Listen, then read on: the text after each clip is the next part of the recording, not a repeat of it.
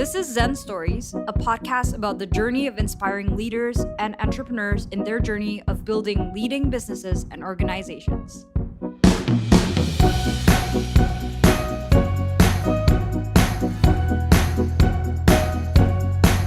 We'll be speaking with Wei Qing, Get Vybes co-founder and CEO, who is also an angel investor in China's future startups.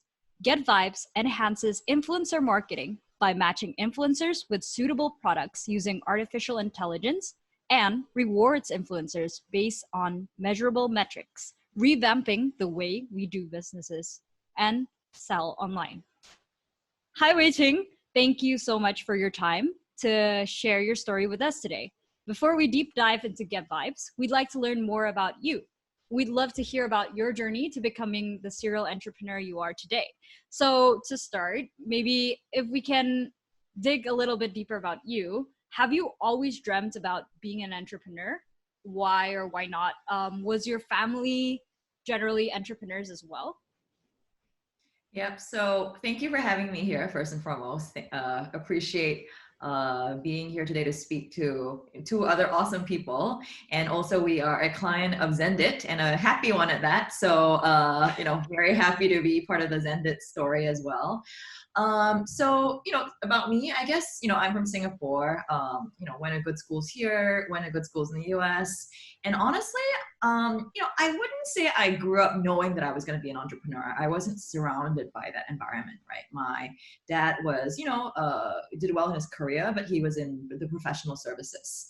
And, a lot of, I would say, professional service doctor types in my family. And it wasn't really something I was brought up in, to be honest. Then I went to Stanford, where I would say I was, kind of like maybe more exposed to what entrepreneurs are like. But even then, I don't think I got completely brainwashed just yet. And, it actually was when I started my career at McKinsey that I surprisingly decided to be an entrepreneur. I thought I would be really into the strategy work, but I really enjoyed all the, pilot projects that they did for big companies where we had to start something new, get our hands dirty, and make something happen. And I think that experience combined with my personal passion to make an impact on society kind of made me think, maybe entrepreneurship is something that I should really seriously look into. So I actually quit my job in McKinsey after 2 years and try to, do something entrepreneurial. But for better or worse, I ended up going into another cushy job before I finally quit, eventually to start my first business in China. So that's kind of my story. I want to touch upon a little bit of the impact you were talking about. So you said also closely with social impact. I've seen that you've done a lot of work around education as well. I was wondering how you were building your portfolio around that, and then how that led to Get Vybes. Oh, this is a difficult question, actually. It's a difficult question for two reasons, right? I mean, firstly, I've always been interested in, public policy and impacting the world. And I think there are many ways to do that, though, right? One is through business and one is through impacting it directly. So I think for now, I've chosen to impact it directly. And I also think that, it's a great way to really learn about, how society really works, right? But I would say also, that, in what we do, we also have, great ways to impact others, right? Be it through our employees and their welfare. We have to keep tabs on what's going on in the economy more broadly. And now we're a tech company, and, understanding how tech really is changing the world is also very, very important, as opposed to being on the sidelines of it. And last but not least, at Vybes, here we are impacting thousands of people's life, because most of the people we work with, really they're 20 to 30-year-old aspiring entrepreneurs. The only difference is that these are entrepreneurs who are, building their business on social media. So we are an influencer commerce platform enabling thousands of influencers to sell and market their products through social media. And we would like to think that we're revolutionizing commerce, and we're revolutionizing it because for influencers, right, traditionally they have, been, if you think about it, billboards, right? They are basically paid by brands to pose with something. And, that's great. It's easy money, but they are not, in my opinion, not being used to their full potential. Now, on the other side of things, you have consumers. Consumers spend all their time on social media, but when they want to buy something, they have to go to e-commerce platforms to buy it. It's like a completely separate world. So, I could be, two of you are both people I could imagine following. And I suspect both of you have passions that you have. And, if you have those passions and, for example, let's say you know a lot about podcast equipment, for instance, maybe I can, after seeing your mic over there, I was thinking, oh, should I buy my own mic? And where did you buy it from? So, why do I have to go and read up somewhere else and figure out what podcast equipment to buy? Why can't I just buy it directly through you, right? And from a brand's perspective, why are they going to influencers only for marketing and not for sales? Why does the relationship end there? So what we've done is we've completely broken down the barriers in all these three things, right? We're revolutionizing commerce by saying to influencers, here, not only can you model, but you also can sell products. And if you're good at it, you'll earn an income from it. Now, if you're bad at it, too bad. But if you're good at it, you'll earn a lot of income from it, right? And you have a chance of becoming the next Kylie Jenner, right? Because Kylie Jenner made her money through selling products through Instagram. We go to brands and we say, look here, you were slow to meet the e-commerce game. There are lots of marketplaces that have grown since. But here we are, we're a new channel to capture customers where they're spending all their time.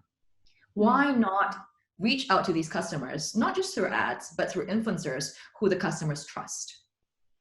And from the customer's perspective, they're already spending all their time on social media. It's not a phenomenon that is likely to be reversed in the next couple of years.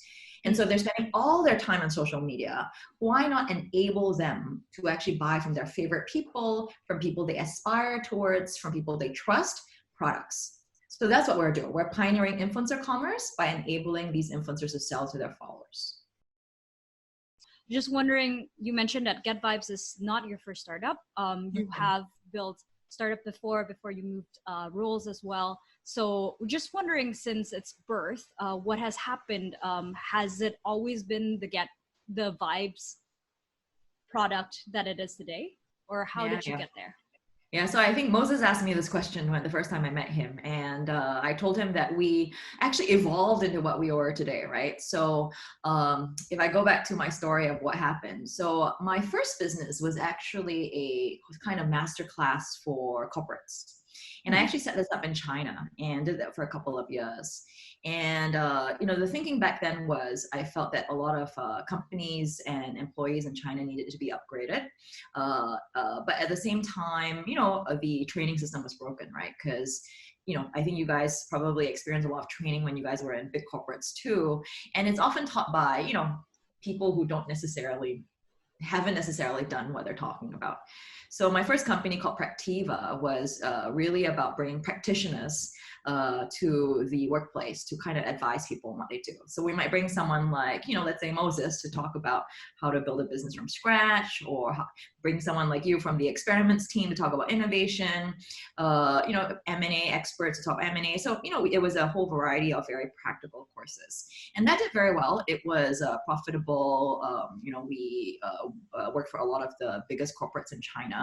But what happened was I was thinking of scaling it at some point and I wasn't quite sure how to do it online. And I actually was considering pivoting it to an edutech business at some point in time, or at least building that business.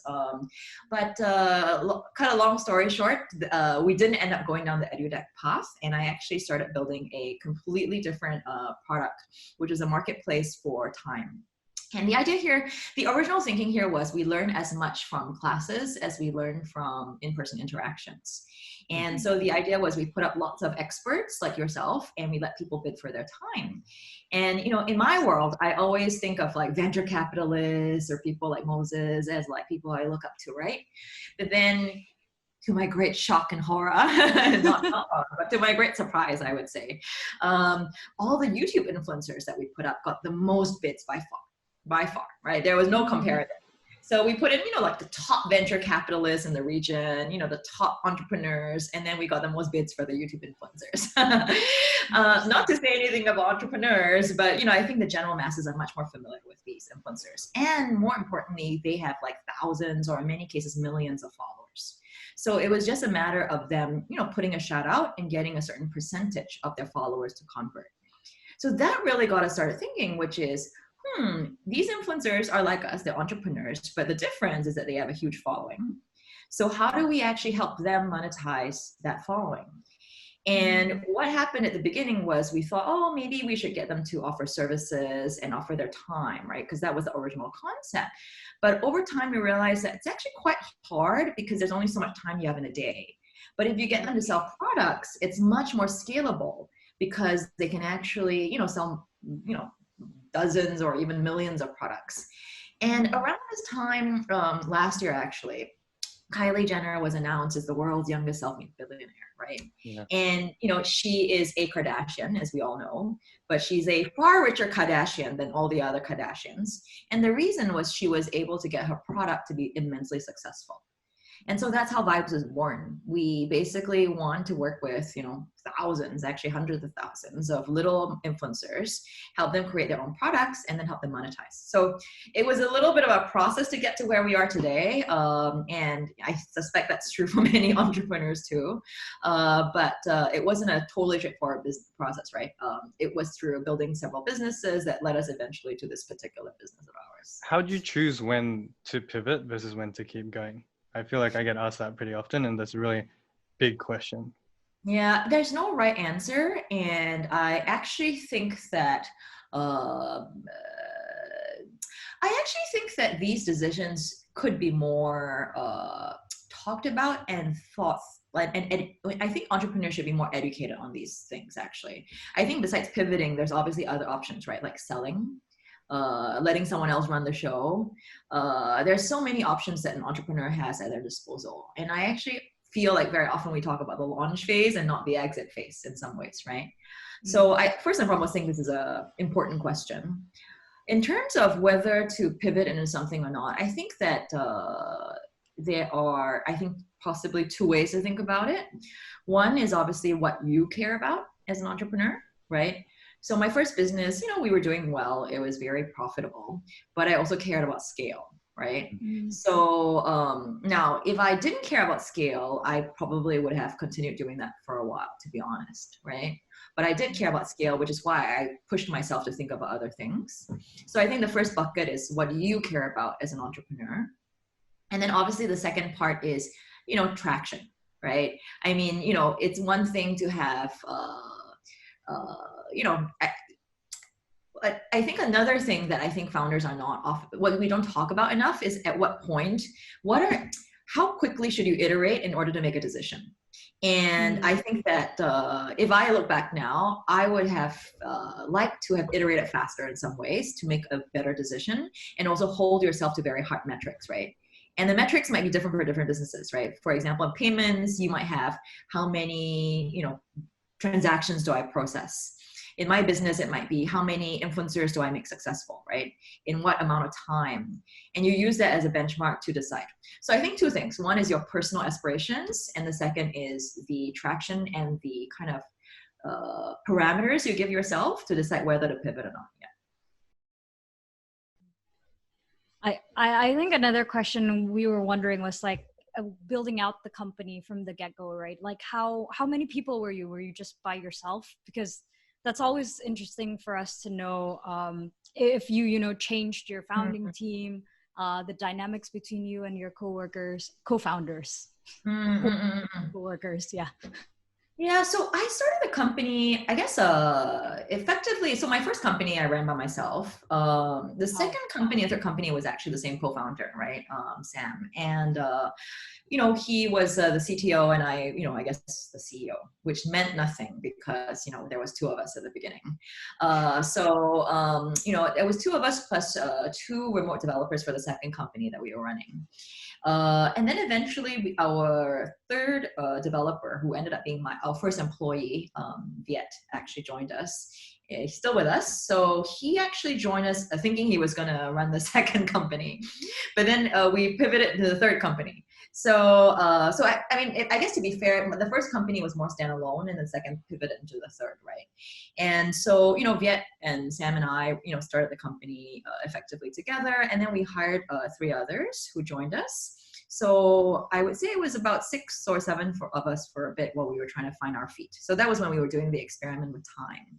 And I think as we dived further into the business, there were others who joined us along the way. And some of them, I would argue, are, you could say that they were very much founding members of the team too, right? They helped to build business in Indonesia from scratch and really got us to where we are today. So, this business is certainly not built on the founders alone. It's very often built on the first couple of employees who are in this with you. And, they always say, right, the first, 10 to 20 people, you're almost not a company, you're almost like a tribe. And it's like a tribe doing whatever it can to actually make things work.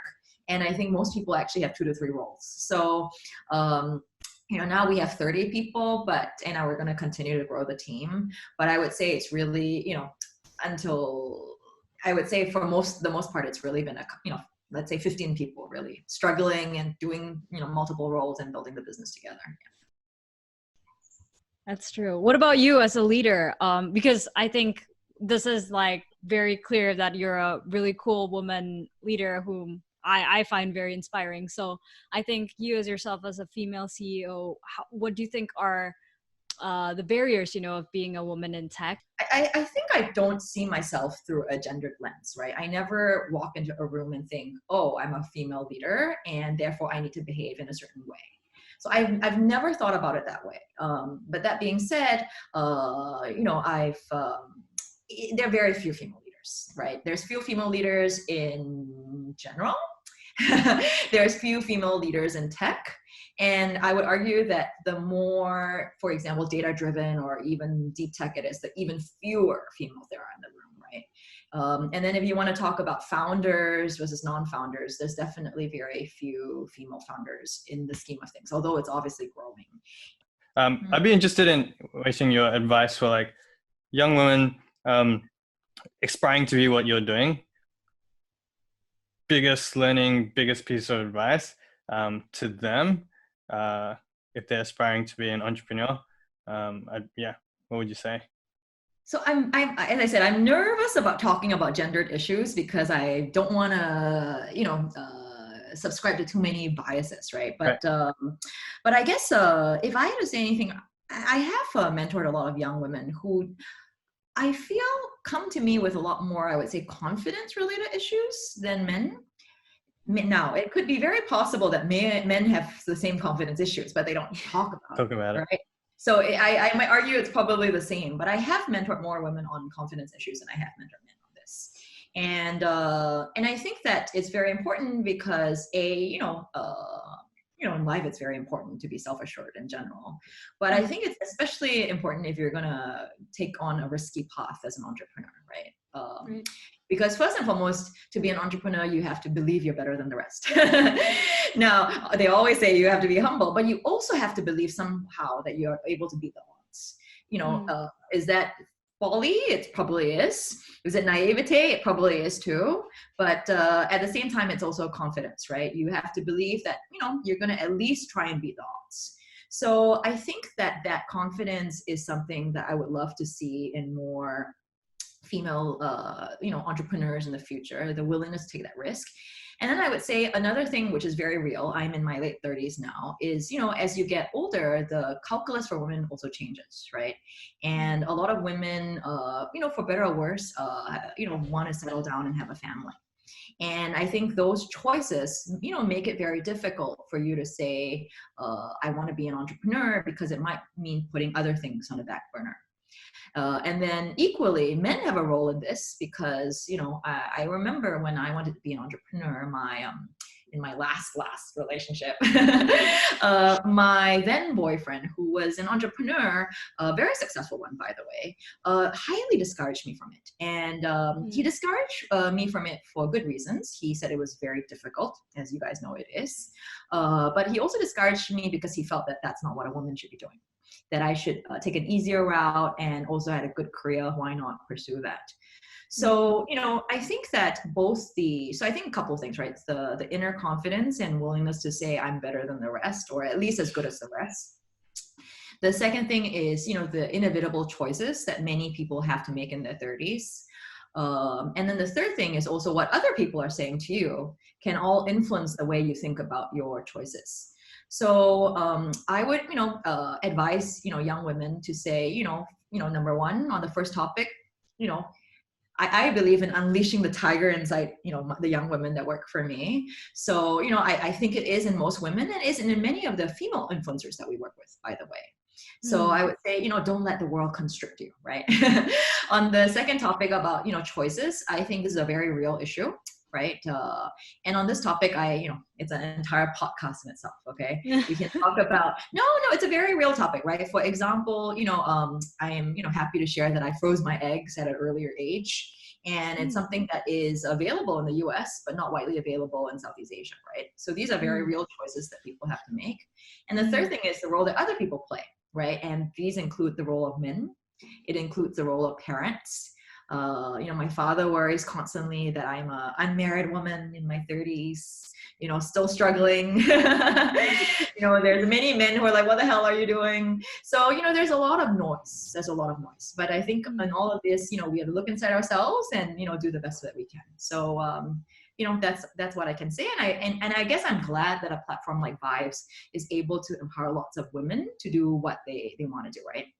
In fact, one of my staff was just telling me a story of one of our influencers who, actually there's many stories of this, they're young women and they've always wanted to run their business, but they don't know how to. And finally through Vybes, they have a way of doing so. So, in some ways, my own struggle, I think, is also embodied in the struggles of the many influencers that we work with as well. That's incredible. Thank you so much for sharing. I think a lot of women needed to hear that. Guilty of the no confidence thing. I think that's also just human. I think generally 99% of the humans are that way, but hearing that out loud, and also just thank you for sharing. Definitely a whole podcast episode on its own. Yeah. And if I may add on that one, and it's surprising to me for me to hear that you go through that, right? Because, you have, your own interesting stories, but, it could be perhaps growing up, right? As women, we a lot of expectations are put on us, right? You should be a certain way. You shouldn't do this, right? You shouldn't be like Moses and build an office in a garage, right? There's a lot of shouldn'ts, right? And I think it adds to your calculus versus, boys might be like, oh, go and do whatever you want. Given that, what would you say is your biggest challenge so far in building Vybes? Well, I would say that there are two challenges, right? The first challenge is, as I mentioned, we were very much an early innovator of influencer commerce. In fact, if I may stake claim, when I was explaining this to investors about a year and a half ago, right, when I was first pitching this business, nobody knew what I was talking about, okay? Really, really. And it was quite hilarious, actually. I would spend an hour explaining my business, and then at the end of it all, they'll say, oh, I think I've seen 1,000 companies like yours. Isn't this similar to an influencer marketing agency? Now, there's definitely some similarities, but there's huge differences between our business model and influencer marketing, huge differences. So, I had to come up with a term to actually even explain our business. And therein was influencer commerce, the term born. So now, if you think investors are difficult to convince, think about these influencers. They had never heard about it either. Yeah. So, and neither had my team for that matter, right? So, at the beginning, when we tried to get influencers to do it, they were like, sounds great, but what are you talking about? And in the beginning, not everyone makes money either, right? Because not everyone sells well. It's just the name of the game, right? But if not everyone sells well and you don't hit the right first 10 sellers, right? Let's say I pick the two of you to sell, but for some reason, both of you are charismatic, smart individuals, but you just don't sell.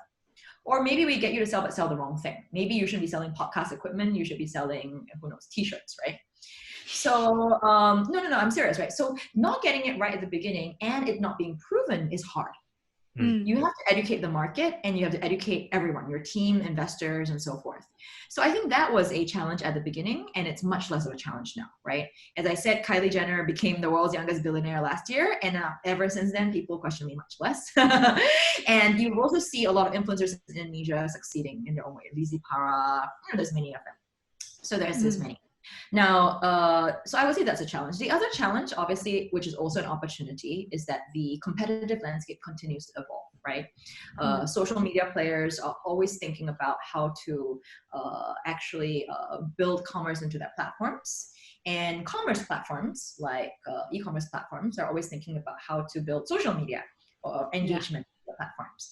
So the landscape continues to evolve, and I think the onus is on us to actually keep abreast of it and to take advantage of it.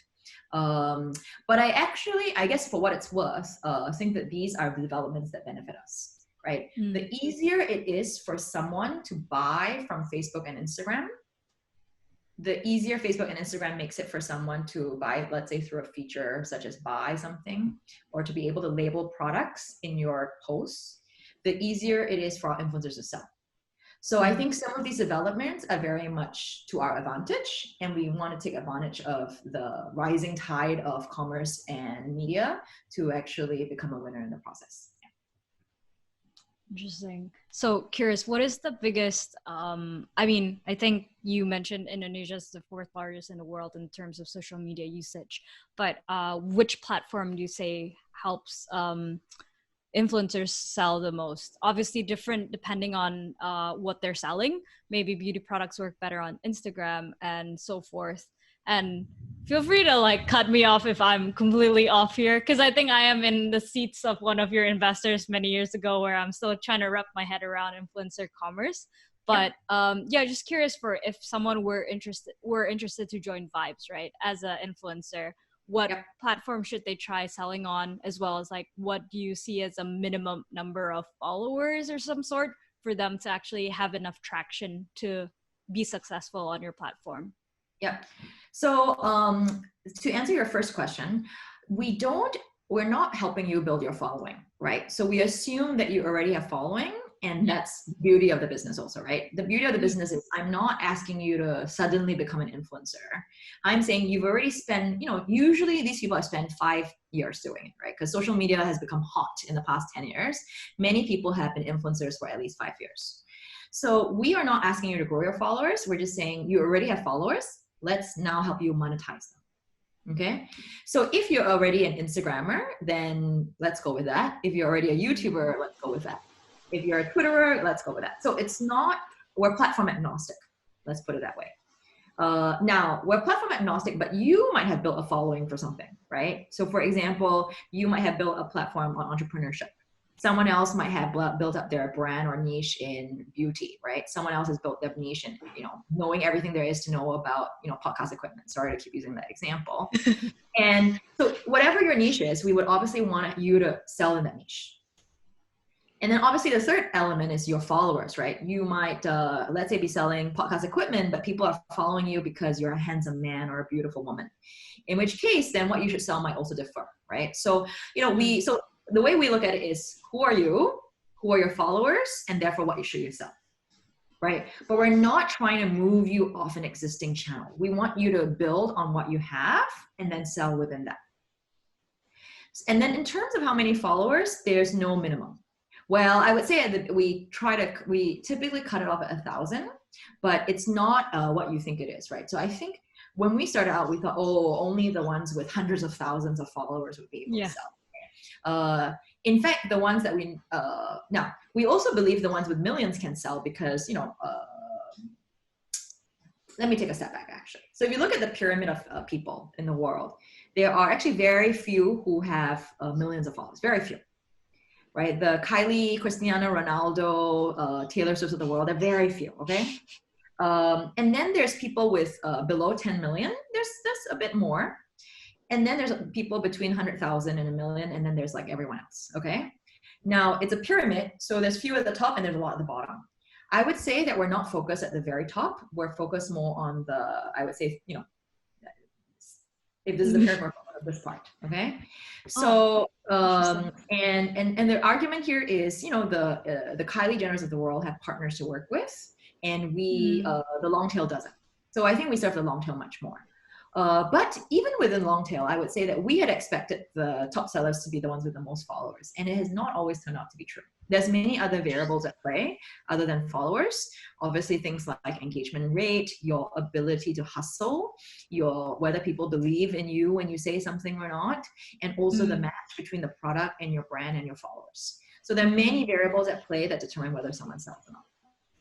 And that's where your AI machine learning comes in. That's right? exactly. Wow, perfect.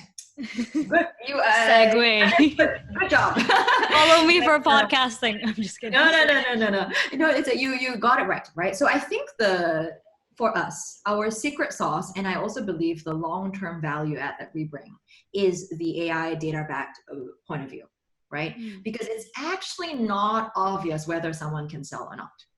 Right. I'll give one example. We have one of our top sellers is a nasi padang expert. Okay, I will not call out his name specifically, but his Instagram handle basically tells you he's a nasi padang expert. And I would not have predicted he would be a top skincare seller. Let me put it that way. Skincare seller. Yes. Another one of our top sellers is a provocateur, a provocateur on Twitter. Okay. Again, I don't want to. Again, I'm not sure if I should call these people out, but I would never have thought he was a skincare expert either. But these two people have done very well for different reasons, right? The provocateur has done very well because he's very thoughtful about how he tweets about it, and he's very good at using tweets. So he gets people to retweet him. And so even though he has, let's say, 50,000 followers, he can get thousands and thousands of retweets. So he's able, and he's very thoughtful about answering them as well.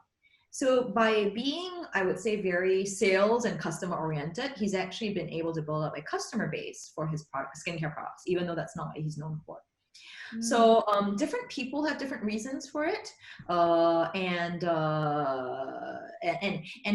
as I said, it's not something you can tell in advance. So what we do is we look at the various parameters and we try and predict for both the influencers and for brands who is likely to sell what the most, right? And as a result, the influencer is happy with us because they can actually convert better than they can convert with other platforms. And the brand is happy because they can now say, well, I can now give Vybes a budget of XYZ, and they will be able to convert XYZ budget into this amount of clicks, this amount of impressions, and this amount of sales for us. And so that's the value proposition that we hope to bring to brands as well as to influencers. That's incredible. Moses, maybe you wanted to explore maybe how Vybes is vibing with the new, I mean, not vibing, but like dealing with the whole COVID situation or of the sort. Sure. Yeah, I think Moses is fading a little. Come, Moses. It's 1 a.m., 2 a.m. now. 2 a.m. Moses is an I'm extremely still hardworking entrepreneur. No, I'm still fine. I am. So I think I think yours is one of the businesses that probably benefits from COVID. And so I think it's fascinating to learn about this new category. As payments, we can see generally what's happening in the marketplace. But I think it's kind of a good thing for you guys in the social media world. So yeah, tell us about what is the reaction to COVID? What does business look like for you guys? How have you taken advantage of it? Yeah. No, I want to say, I guess to caveat what I'm about to say, COVID is obviously unsettling for all of us, okay? It's not been unequivocal boon for us, right? It's, it creates uncertainty for the business. It creates uncertainties for our team and our influencers. And, obviously I'm always very concerned about the welfare of all our people because, they are, at the end of the day, individuals exposed to the perils of COVID, right? So I don't think we are immune from the downsides of COVID, and that's something that we continue to monitor. That being said, you are 100% right in saying that COVID has actually not been as bad for us as it has been for many businesses. It's actually been business as usual for the most part. The only difference is we're working from home. Our business is mostly digital, so we're not affected in that way, right? And it's been a boon in the sense that more people are using social media than ever before. I think there's a lot of data out there that people are spending multiple times of how much they usually spend on video and live streaming than they typically would.